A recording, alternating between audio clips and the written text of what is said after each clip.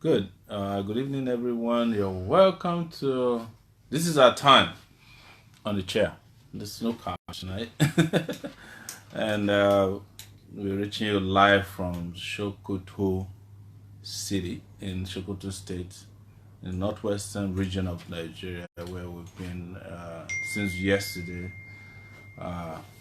working very hard to reach out to our people, Nigerian people, letting them know as I just saw just now. This is something I'm going to share first before we start. I'm not going to tell you what it is. I didn't make it. I think it came from a group called Kabal Moscow, but it's very instructive. Let me just turn it around. What is happening here? Okay, can they see it? Yes. See it. This is what Nigerian youths are doing to themselves. So it's like you're pointing two guns to your head, your eyes. I mean, yes, blindfolded. And one of the pistols says Atiku, the other one says Buhari.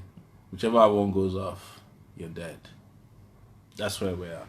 So tonight I have great news to share. One of it is that we had a successful rally in Sokoto today, moving around town. As usual, good reception from the people of Sokoto. It was peaceful, lightly peaceful. But we had an interesting encounter with what Nigerian politics has become. I don't know if you guys saw when we ran into some guys who were completely armed with machetes, bow and arrows, and all kinds of weapons. But eventually they calmed down, realized that we're not PDP or APC, and let us pass. It was a pretty intense moment. We're glad we saw it. We're glad we went through it. So now we are in Sokoto. And second good news and great news is that yesterday we called out to all of you to ask that you help us reach a landmark on GoFundMe. We're at 99,000 naira, sorry, $99,000 last night. And we needed about 800 and something dollars to reach our goal of 100,000 today. Woke up this morning with a $10 goal, and we want to thank you so much for making it happen. And I'm sure people were watching, and some did amazing. This GoFundMe. I'm going to also quickly rush to GoFundMe now, and just announce those who gave their support and last few hours. That was between the last time we did this and now. So that was something to announce, and some support also came in as usual from the Nigeria account, Zenith Bank. We have someone working on that, so hopefully before the end of this broadcast, which is going to be a short one by the way, because it's been a long day and we're tired. I have to be honest with you, we're really, really tired. And we're heading out to another region starting from December 1st, that is Southeast. But we want to update you and see if you have questions, you have comments, and you have suggestions regarding what improvements we can make in our caravan running across cities in Nigeria.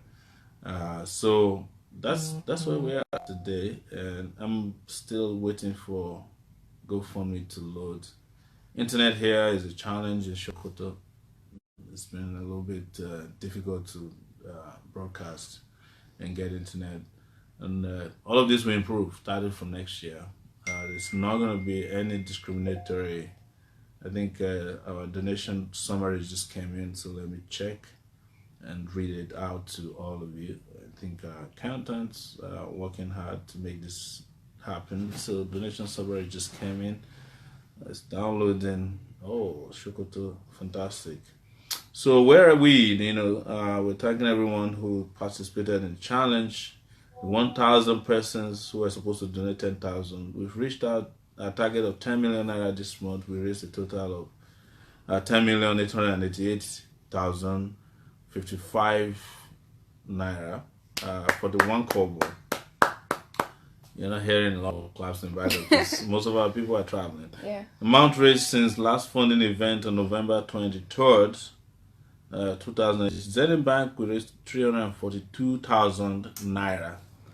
And GoFundMe we raised $1,589. It's equivalent of 568,862 naira. Oh, that's great. So, GoFundMe, we use FX rate of 358 to a dollar. Total raise for the campaign to date is 73,070,704 naira 99 kobo. So let's look at the last few donations that have come in through GoFundMe since the last time we talked to you. Mountain Naira, I bought on God's will, Ohechoya. Sorry there. We donated 900 naira. Kevin Obemudia, 10,000 naira. Tumadu Ajike Ogunsulere, 10,000 naira. Olunuga Adeni Ade, 10,000 naira. Adekomi Sunday Adewumi, 10,000 naira. Elesomi Jesulayomi Godwin, 30,000 naira. Edu Alexander, 20,000 naira, 207 naira.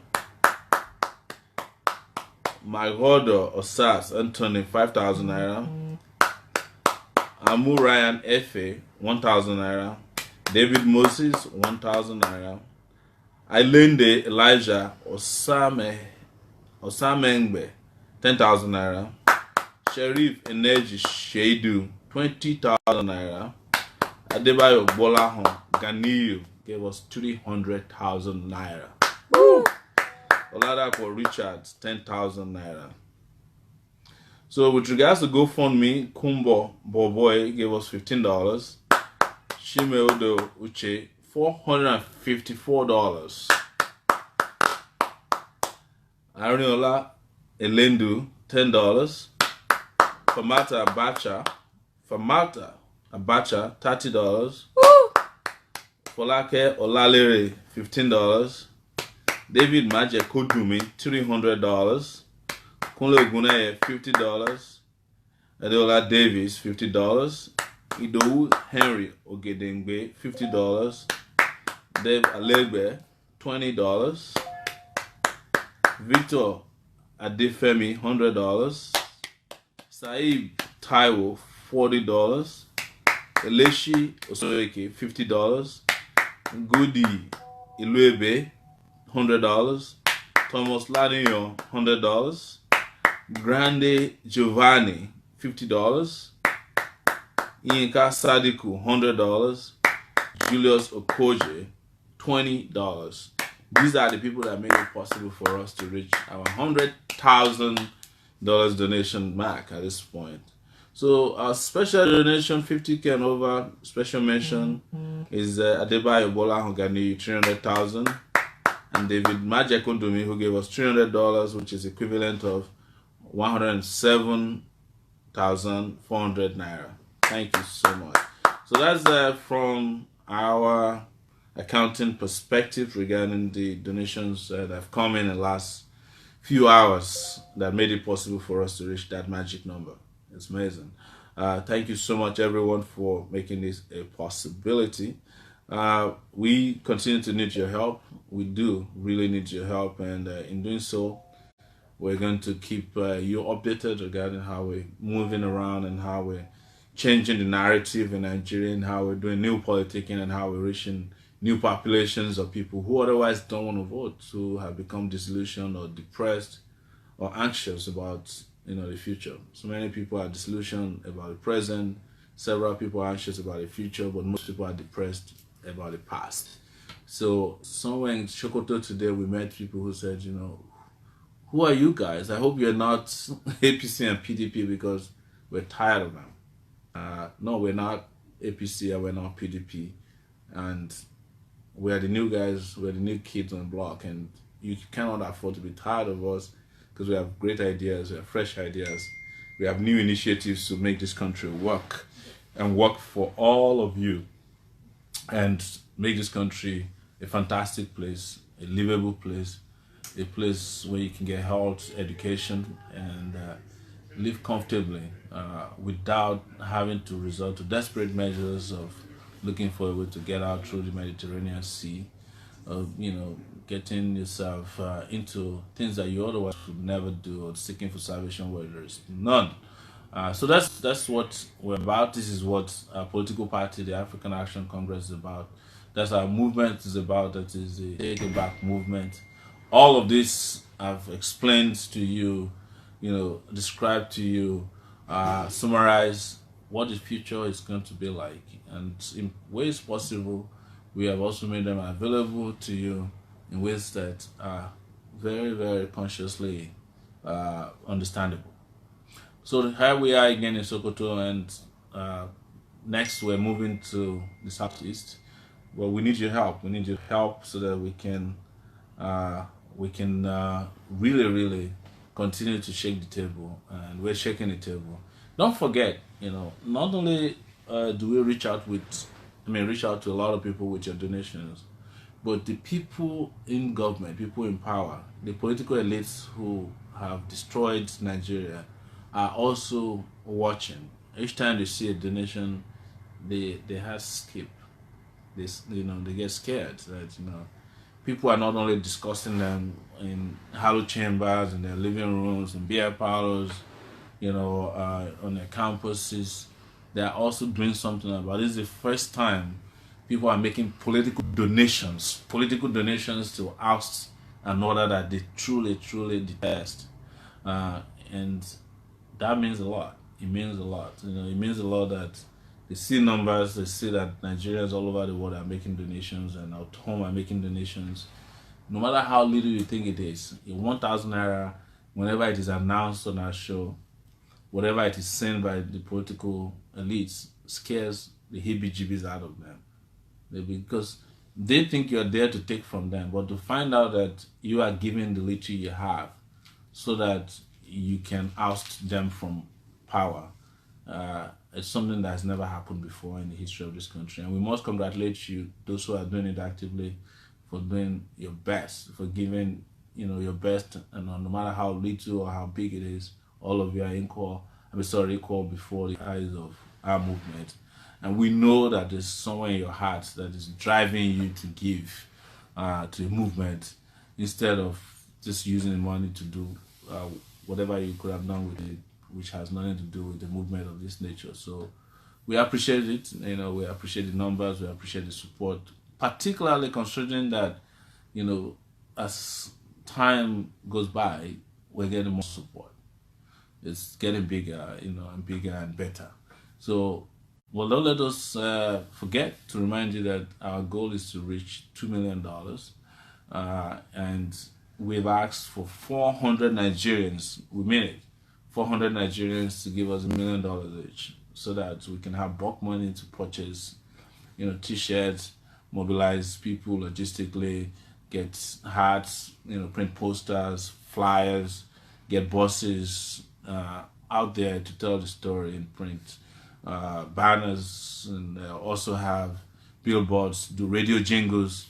All of this are the ways we can reach every nook and cranny of Nigeria, especially in those places that we may not be physically present. But we will try to do the best we can to do 100 events between now and February 16th, or whenever election campaigning is stopping. Ensure that we reach everybody. People who say they haven't heard from us from Kwara Namoda in Zamfara State to villages and towns in Bayelsa State, in Ekpe, in Kwara State, Barutan, everywhere. We want to be able to reach you, either by radio, TV, posters, billboards, banners, or maybe even inside our vehicle, or you hear our community organizers knocking your door. This is the idea. We're doing something that's never been done before. That's what we did with the town hall meetings, and they're really successful. We took every question everybody threw at us, both at home and abroad, answered all of them before we moved to the next stage, which is the visibility that our political party, our logo, and our candidates need. So thank you so much. I'm trying to figure out if there are questions waiting. Yeah. Yes, please read the questions to me. Abel Ebenezer is asking, what do you have to say about the recent increase in salaries in the Nigerian police force by the current government? We haven't seen it yet, but we know that this is a period for political bribery of, every sector or section of Nigerian populace that they think they can use to deceive people. It's nothing. It's not the first time they would do it. They did it with the trader money. The vice president was seen hawking cash around markets in Abuja and Lagos, just to deceive people. We have said it. We don't know how much the salary neutral structure is. We are going to pay 100,000 minimum wage to our workers, and the reason why we actually decided on 100,000 minimum wage is because of the police force and teachers. Those are the two areas that drove us to think about the minimum wage that could become a living wage. And we've said that beside minimum wage of 100,000, every police officer who is risking his life, every soldier is risking his life, Navy, Air Force officers, civil defense, name it, that's working in the security sector. We also have a life insurance policy and make sure that if anything happens to them, their families are not left to find themselves left at the mercy of the vagaries of our economic system and weather, that they are not kicked out necessarily from their accommodation, but they are able to take care of the families they leave behind, or if they suffer permanent injury or damage to any part of their body, they're there to be supported by the government. So our government has already figured this out. So if they're giving you any token of salary structure, accept it, but just understand that help is on its way. All right, this one says, what's your plan for virtual degrees from virtual universities abroad? It's to harmonize and ensure that they have legitimacy. There's nothing wrong with virtual universities. Part of our education program includes virtual education as well. People can learn sometimes even better than people who are going to dilapidated classroom. People can learn better online. It's become part of education across the world, the education infrastructure. And we would do a lot at home to even provide more virtual education for our people. Because a lot of people want to go to school and we are not able at the moment to cope with the demands of these people who want to go to school. So that's not a problem. We just make sure that those we're able to verify that they're legit, and boom, you're in. So says, good evening, Mr. President. Please, I just want to ask this question. Are you going to visit the southeast of Nigeria? Yes, that's our next destination. Okay.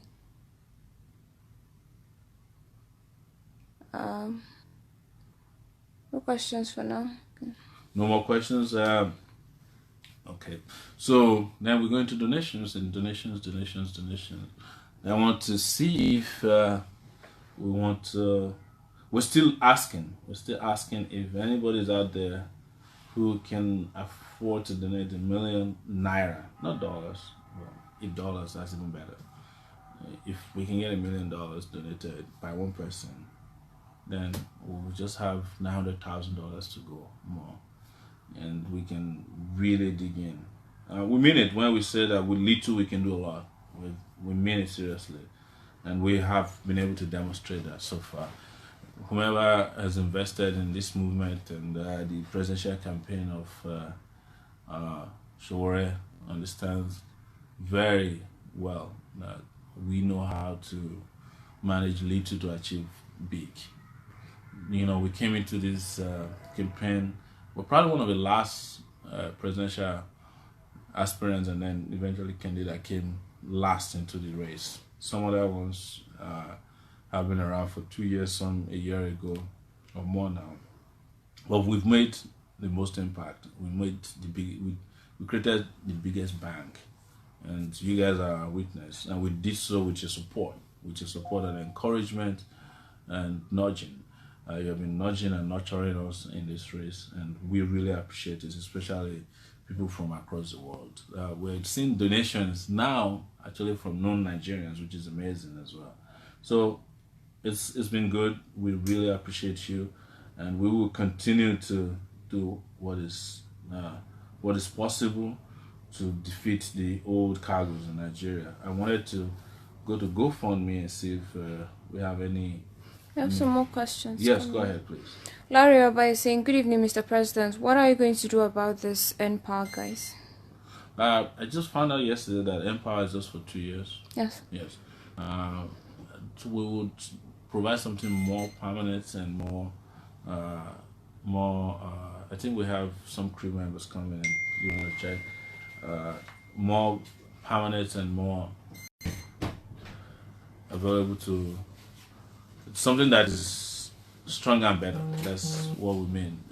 Empower is what they devised for the children of the poor and part of the deception of the current political order in Nigeria. And this is not the way it should be, that you provide jobs for your children, you provide permanent employment through the central bank, customs, immigration, and all those lucrative jobs. And when it comes to children of the poor and middle class, you give them Empower, which is only going to last for 2 years. It's a scam. We will look into it, possibly put an end to it and make people migrate those who are into a more permanent position and the 5 million jobs that we're planning to create. Any more questions? None for now. None for now. So I'm looking into our GoFundMe account to see who's going to be our first donor tonight on GoFundMe. We don't have direct access right now to our. We don't have direct access to Zenith Bank account right away, but we will get to it soon. So. More questions. Yeah, go ahead. Please elaborate more on the literacy level in the North. How would you tackle this to get them more engaged, sir? So when we say that we are taking 13 million kids out of the streets, we mean it. And where you feel the impact the most is the northern part of the country. We've had government create nomadic education, Amajiri schools, but you find out that members of the ruling elite in the north don't send their children to Amajiri schools. These schools are discriminatory schools created for the children of poor people so that they can keep them perpetually in that educational system that is subpar. If you look at it, most of the leaders of Nigeria who came from the north, they went to real colleges. I've heard about Barewa College, which produced a lot of former head of states. It wasn't a Amajiri school. It was a school, that was, I think, secular in nature, and that provided great class education. You find the children of Buhari, they are not going to Amajiri school, they are going to school in London, right? Children of El Rufai, they're not going to Amajiri school. Children of emirs in this town, and across the north, they're not going to Amajiri schools. We're not instigating anybody against members of, traditional institutions or the ruling elite. We're just educating people to understand that everybody in this country should have a right to go to school. It's, the same schools that their children go to. I mean, the members of the political elite in the country. And that's very important for us. And that is why we chose a vice presidential candidate in the north, who is a clear example of somebody who went to the law school. He went from BUK, he obtained another degree from Leeds University in the UK.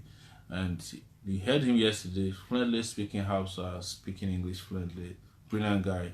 His nickname is Bonasera, Dr. Rufai Ahmed Rabiu. And he is a clear example of what education can do to people, real education. And, literacy level here is low, but it's perpetrated deliberately to keep people in ignorance. It's not that it's the case only in the north. We're seeing that across the country, because you see a lot of children hawking bread and pure water in traffic in Lagos. They're not all from the north, and all of them are from the southeast, from the southwest. People, they deliberately destroyed education. Even when a special fund for primary education was created, UBE, we only heard about UBA when they're chasing after people who stole the monies meant for buying desk, pen, and providing food for kids. And to make it impossible for people to get UBE even assigned to states, they forced the states to assign a part of their budget for what they call matching grant. When the states cannot do that, they don't get the grants. What do you need matching grant for? If the states are already stealing grants meant for everybody, should release this money and make sure that they are monitored, they are used for the purpose for which they are meant, not political uh, activities. So that's the problem with Nigeria. The moment we bring in this new leadership in the country next year, we will drastically reduce, and you can be able to measure this, the literacy levels in the country across board. And as primary, secondary, and tertiary institutions will provide free education to all. And we have said for university students, because we have to invest in the future, we'll provide study grants of 100,000 per semester. But the only caveat is that when you get that grant, when you're done with school, you work in the public service for 4 years. If you don't, we'll take back. You have to refund the money to us. We work in the private sector. What are your plans for IDP for Nigerians living in IDP camps? It's to permanently relocate them back to their villages by making sure that security is provided. There will be a non-discriminatory strengthening of security across the country. Nobody will be above the law, and there won't be privileged individuals who have right to kill. None under our government. We are going to be tough on crime and tough on anybody perpetrating crime, whether they're civilians, state or non-state actors. That is why we have to strengthen our police force so that soldiers can go to their traditional duties of protecting the territorial integrity of Nigeria and not doing policing work or accompanying wives of generals to parties or grocery stores. Collins Uyaisa says, "Good evening, Mr. President.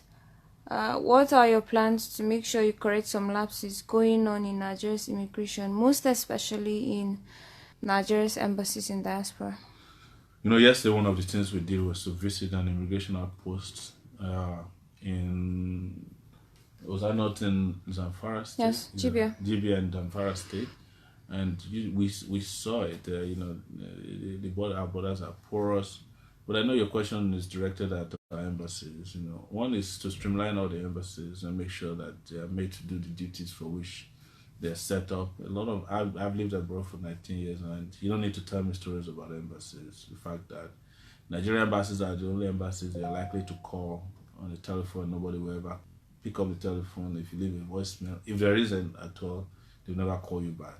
All that will change. A lot of these Nigerian embassies are a representative of the Nigerian state. So whatever you think is wrong with Nigeria is also wrong with Nigerian embassy. In fact, it is so bad that Nigerian embassy in the US, where I lived for 19 years, at the point didn't have an elevator that's functioning, and for a lot of the floors, there's no water running and there's no electricity because they haven't paid their electricity bills. So we fixed all of that and make sure that only people who know what they're doing are sent out to the outpost to represent Nigeria within diplomatic circles and in providing consular services to our citizens and non-citizens who are planning to visit Nigeria. But most importantly, we will strengthen, the possibility of getting visa upon arrival, so that people who need visa don't have to go waste their time there. And Nigerians who carry other passports can arrive without getting a visa, and when they get home, get a passport on time. We will have to also eliminate the corruption that's going on with passport racketeering at various places where you apply for passports, and making sure that you don't only apply for passports at designated immigration centers in the country, but you can also do it at the post office in Nigeria. So you multiply sources of getting passports and you bring them closer to people. So if you can get a passport by applying at a post office and you can pick it up 2 days later, you go there. If you need expedited service to get your passport, you might have designated, then you might need to go to a designated immigration. But if you need it If you need power for 2 weeks into, you do it. You can go to the post office near your village, anywhere. But we also have to strengthen this post office services so they can process passports electronically. Rita Idozi is asking, what plans do you have to make things affordable? Oh, we have to create an economy that is for all and all inclusive. But most importantly, we said without getting into the production game, you're wasting your time, and you can't get into production without electricity, power, energy. So we have to make power and energy available. You know, I walk around in Nigeria and there are millions and millions of houses, but there are no gas pipelines supplying gas into households. That in itself is an economic agenda there, to just pipe gas to households, cooking gas. That will solve the problem of kerosene scarcity in the country, and the price gouging that's going on in selling of kerosene to people, because now every house that meets certain standards, not just any house, will be able to get gas piped into their homes, and then you just need to buy a gas cooker, place it, and somebody set it up, and you have gas, and you can cook all day long. It is funny that a country where people love to cook, really cook, we don't have gas pipes in their homes. That in itself is $1 billion industry, people selling gas to homes. And this also will mean strengthening the Nigerian liquefied national gas. LNG. NLNG. All right, natural gas. Yeah. So this we haven't gone there at all. Nobody's even talking about this. That we need to provide millions of homes with natural gas or liquefied gas, whichever gas. Now let me go into, because this is something that requires a little bit of expertise that I may not be able to provide right away. But look at that alone, how many jobs will be provided, how that will make the economy. We're still rolling gas cylinders as if we are going camping in Nigeria, 2018. Shame. Harrison Frank Godson is asking what your plans are for prison reforms. Prison reforms, you know how I'm going to say it, will empty the prisons, drain this prison of innocent people. First and foremost, a lot of people are in prison who are not supposed to be in prison. There's a lot of waiting trial prisoners. We went to Lagos prison at the time. We didn't go there, but we had someone go there and found out that a lot of people were picked up on the street for wandering, an offense that doesn't even exist in our laws, and they're just languishing in prison.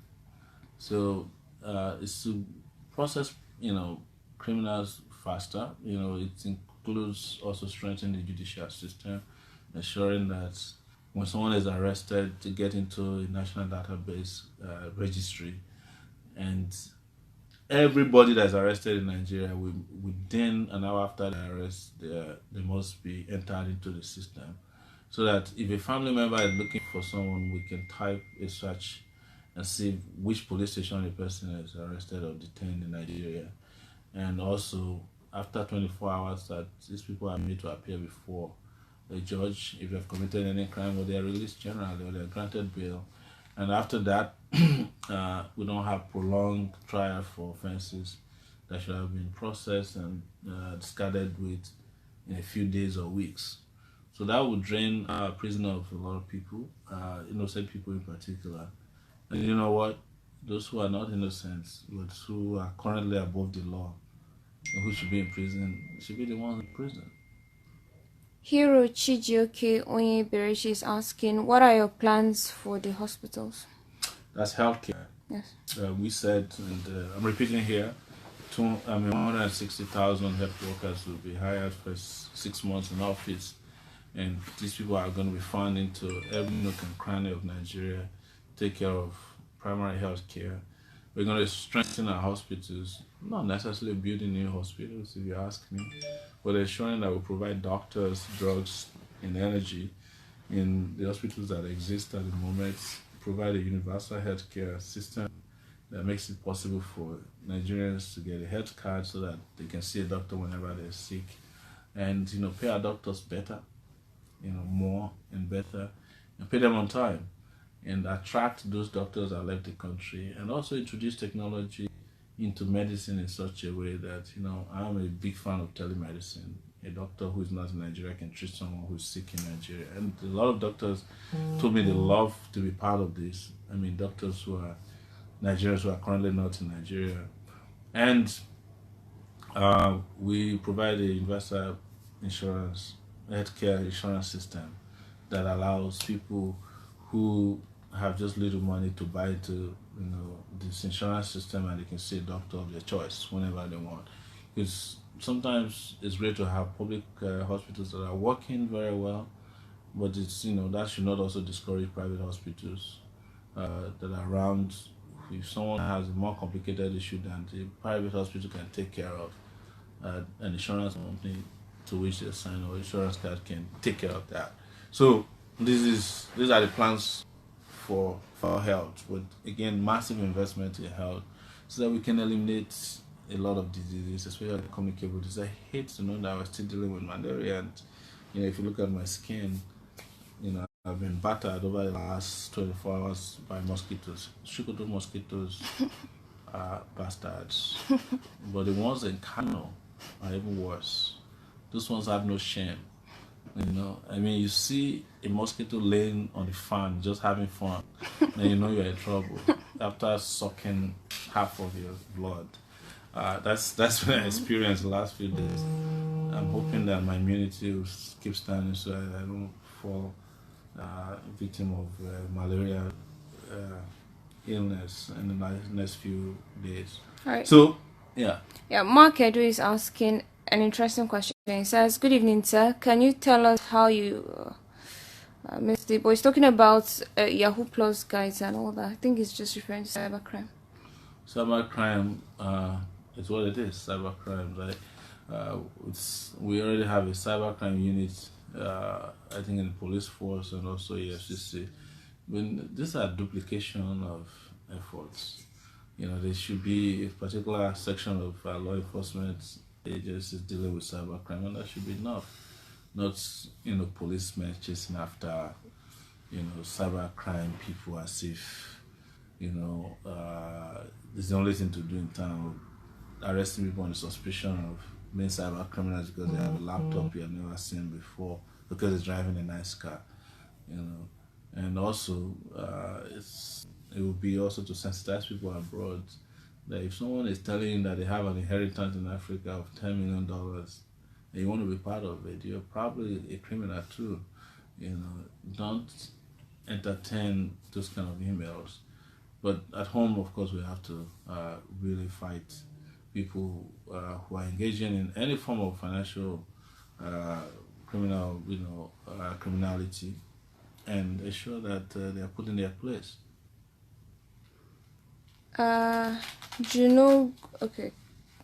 Junogwa Twins Off is saying, "Good evening, Mr. President. What are your plans about Nigeria's airline and railway? Because I believe that can create more in the country." I totally said that we'll create a Nigerian airline when we come into office. I know the reason why I'm saying so. Some people said it's not profitable. It's not this. But imagine number of airlines that are making profit off of Nigeria. But it's bigger than that. It's not about creating an airline. We have to create an aviation hub here in Nigeria that will provide huge opportunities for Nigerians who are going to be working in that sector. It's a multi-billion dollar industry. If you can have a hub like Turkey does now, they have in Dubai. Everybody travels through Dubai to elsewhere. Everybody travels through Turkey. So why is it that we don't have a place in Nigeria where everybody can? And Nigeria is like at the center of the world. We're almost on the equatorial zone in the world, so it's easier to travel from Nigeria to anywhere in the world than it is from several other places in Dubai. If you're coming to any African country, you come to Nigeria from the US, it takes you 9 hours. If you're going to Dubai, it takes you 13 hours from the US to get to Dubai first. So if you come to Nigeria to travel to South Africa, you have cut about 4 hours of travel. instead of going to Dubai. And then we take you to South Africa in 6 hours. If you go to Dubai, it takes you 13 hours to get to Dubai, another probably 10 hours to get to South Africa. If you're going from Nigeria to Ethiopia, if you're going from the US to Ethiopia, if you travel directly to Ethiopia, it takes you 13 hours. Right? If you come to Nigeria first, we can take you there also in 13 hours. Right? So I'm just doing calculations. That's why I'm not looking directly into the camera. Like my head is working like a calculator. Right. And if you want to go to South America, places like Brazil, the same thing. You want to go to a lot of African countries. Nigeria is the most central place to be. So we'll create an aviation hub apart from an airline in Nigeria. All right, Prince Wiz is asking, good evening, sir. What will be your decision on those who have been to Italy and other parts of that country and are suffering? Well, whatever we can to bring back our suffering citizens, we'll do it. It's part of international diplomacy to make sure that it's not only in Italy. If you think you're suffering in Italy, go to South Africa where Nigerians get indiscriminately killed and discriminated against by xenophobic South Africans.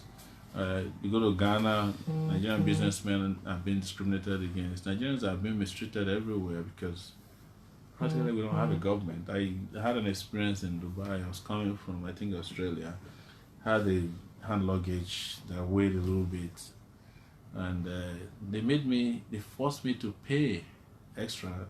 Because and I could tell I was only the Nigerian, departure gates that had this kind of discriminatory practice. When I was going to Australia, I had the same set of bags. Nobody even asked me. They were nicer to me. They said, how can we help you? Do you need help? The moment we got to the Nigerian departure lounge on our way back, we found some of the nastiest people, and it's the way they treat us because, these people, they don't have a government that will do anything to us. If we had government that represent us well, we'll be treated differently. No questions for you. No more questions. I'm trying to figure out if... Rita is saying, great campaign from Dr. Malcolm today. Credits to him. Yeah, I just said Malcolm did well. Malcolm is in town. Welcome, Malcolm. I haven't seen him yet. But if you get this message and you're watching me, give me a call. So Wasika Dotex Mon just donated $35 on GoFundMe. Thank you. And Harry Ola just donated $100 on GoFundMe. Thank you. So we now have $135 since we started this show on GoFundMe. I don't think anything has come through Zenith Bank yet. If we do, we'll know and we'll announce it. Trust me. Thank you so much, everyone, for staying true to your commitments. Yeah. You're asking for a WhatsApp number. My WhatsApp number is 0818-823-7529. 0818-823-7529. And if you have made any donation through Zenith Bank since we started and we haven't announced your name, you can announce it yourself and we'll pick it up from there. And if you want to make any pledge between now and the end of the month, if you want to make any pledges that you follow through. A lot of people made pledges that they didn't follow through. We know you, but this is not. We're not going to shame anybody because we don't know what your circumstances are or have been. So if you did and you forgot or you remember, please do redeem your pledges. But you want to make a pledge till between now and the end of November, please do so. We'll really appreciate it. Thank you so much, everyone. Do you have any questions? None yet. We have some people in the house who are just yawning and plain tired. So no any donation so far. That's according to our accountants who are monitoring spirits. Someone is asking what your plans are on import duty. Import duties, there won't be waivers for anyone except in special circumstances. We need to collect all our waivers. That's one of the areas where they're killing our economy with waivers. Waivers, no more waivers. So today we have 15 minutes more. We want to see if we can have people making pledges. A lot of questions today. I appreciate it. Now we need help. We need your help. We need your donation to make it through to 2019 February, when we will defeat the old cargos. That's the plan, and I can't do enough. Looking at uh, what Instagram had here today regarding this article at Abubakar and Buhari peace too. Someone is asking if you have plans to work with Innocent Motors so that we can start assembling our own cars here in Nigeria. I think they're doing that already. Whoever needs to be motivated, whichever businessman or business idea or innovation we need to take to make Nigeria become a nation that produces a lot will be done. Definitely, we will definitely support ideas that work. What are your plans for the fiscally challenged in Nigeria? We answered it several times. We said, make every public building owned by the federal government wheelchair accessible. We will create a situation where people who are disabled, once they are verified, can access grants and support in a social security kind of form. 50,000 per quarter starting with, and so every year a handicapped person will be able to take home about 200,000 naira, which can support. It's not enough, don't get me wrong, but it's a good starting point. Right now, nobody's even talking about our special populations, people who have physical or even sometimes mental disabilities, and they deserve every support there is to give, and we will do so. And also in the employment sector, we said if for every 10 federal sector jobs that are advertised, because we will advertise all jobs, we will make 2 available to persons with such malfunction. Any questions? So, this one is asking, how will you fix the issue of internet? Internet is so easy these days. We're just not able to get our internet right because we have given up on doing the regulatory rules that we need to do. So the phone companies are taking us for a ride. You remember on this show months ago, I was discussing how MTN was ripping Nigeria apart, how they were taking monies away without proper accounting. And eventually, after we shouted and shouted, the Nigerian government did now impose fines on MTN, and they want to retrieve back some of that money. So what I would do is not only to retrieve the money back, but make sure that internet in Nigeria is not more expensive than that of America. In the US, with $50 a month, I'm able to get unlimited internet, unlimited text messages, voice, talk. $50. In Nigeria, with $50, you cannot get enough internet in one day. If you're not careful, you can finish $50 in one day just on buying credit. $50 is about 20. No, that's like, is that not?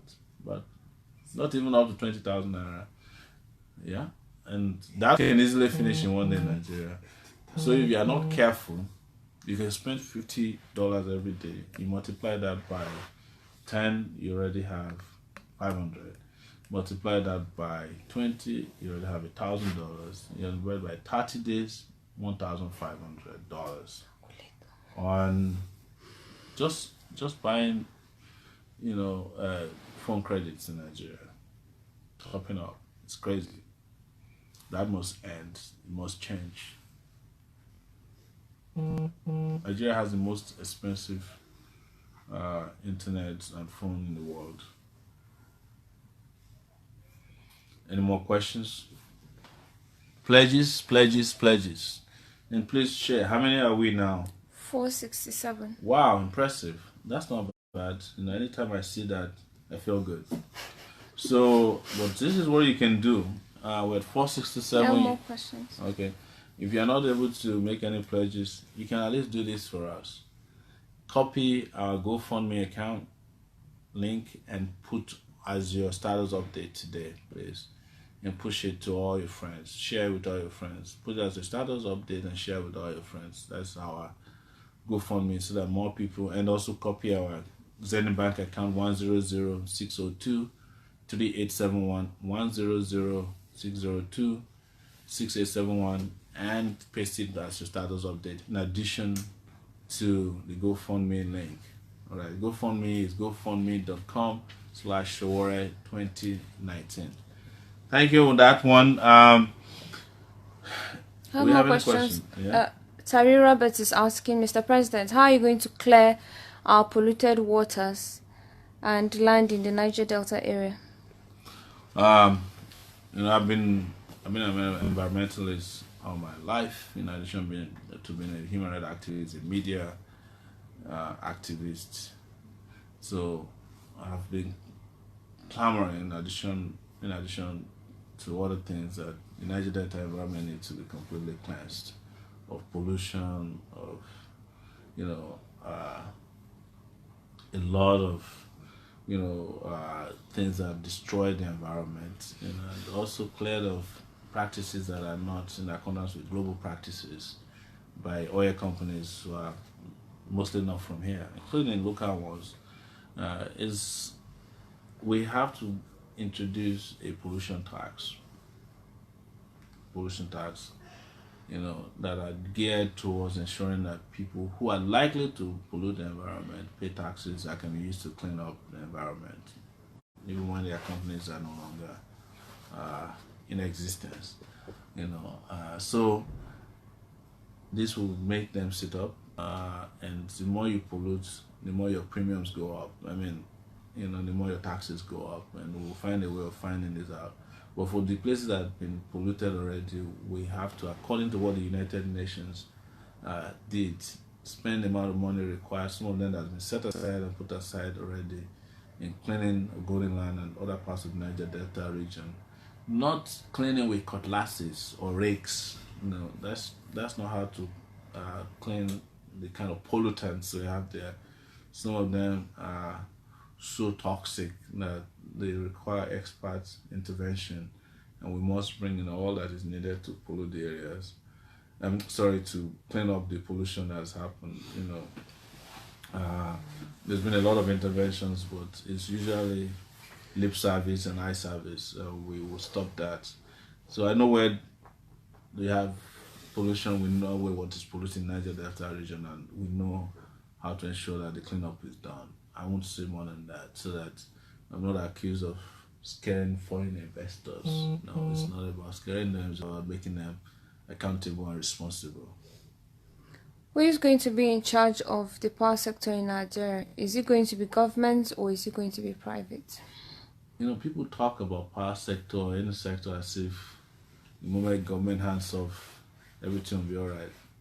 What you discover about the power sector in Nigeria is that even when the government is handing off, the power sector people that bought the discos, as they call them, are all benefiting from government largesse. In fact, most of them are people who are in government, or government people who are using.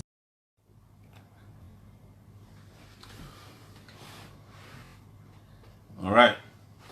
So we have 5 more minutes, and sorry for that breaking transmission. It was overheating of our device.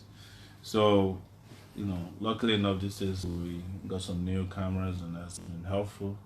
Otherwise, these problems were even more rampant before I traveled the last time. Thank you for those who make all this possible for us to get new equipment and gadgets all the time to do what we do in a very, very affordable manner. Especially because, the mainstream media has made it impossible for us to know that there are more than 2 people or 2 parties running this election. They've decided, because of compromises that they make, some of them for reasons of, for economic reasons, business decisions, not to report, on other candidates as constitutionally mandated. It's constitutionally mandated that the media in Nigeria must report all the sides that are engaging in campaigns or election seasons. So not only are they not doing their duties to society, they're also violating the law of the land, as it is known today. So, we understand that but through Facebook, through social media, we've been able to reach you all, and we're happy that you're engaging and connecting with us. Without fear, we say shame on the mainstream media for not doing their duties, not engaging in social responsibility actions to correct the ills of this society by focusing on younger and fresher candidates who have ideas that can lift this country out of poverty and despair. So, having said that, we have 2 more minutes to go, and you can make your pledges, you can make your donations, and I'll check to see if our accountants have any updates for us regarding how we are doing today. Someone is asking, is your presidency going to be looking into space exploration? Possibly yes. Why not? We have already done some space work, but it's become a conduit for corruption. So we'll do real one this time around. But hey, if you ask me, before going to the space, I want to conquer poverty first on the ground, and then so that our people can even look in the skies. I haven't done that for a long time because they have been bending their heads down, facing down for a long time. People can't even afford to look straight. So, but you know what I mean. It's something that we'll probably do. I mean, proudly do as soon as we can afford it. But when you hear space exploration in Nigeria these days, somebody is planning to take money out into the space. Yes. Yes, so I think having said that, we can start to wrap up. It's 9:59 p.m. West African time, WAT. And we just have a minute. If you have one more question and a pledge donation, please feel free to share with us. I'll be here. It's an interesting question. It says, hello, Mr. President. Will you put a stop to polygamy in Nigeria as a means of controlling our population? Polygamy? We have to look at the laws of the land. I personally don't think it should be the business of government to regulate, how many people, how people conduct themselves privately. But instead of putting an end to polygamy or, legislating on polygamy, probably we'll discuss population control in a meaningful way. That's something that's more meaningful than trying to legalize monogamy, and then you end up with a lot of illegitimate polygamy happening on that ground. So it's a topic for another symposium discussion in the future. Thank you so much, everyone, and it's 10 p.m. here. I want to wish all of you good afternoon in the US and good evening all over Nigeria. Good night in China and Australia. I think maybe Australia is good morning at this time. Wherever you may be in the world, we're here. It's our time. And thank you so much for doing what you do, for the campaigns, for calling your people, for knocking on doors. We will make this happen. We will have and create a new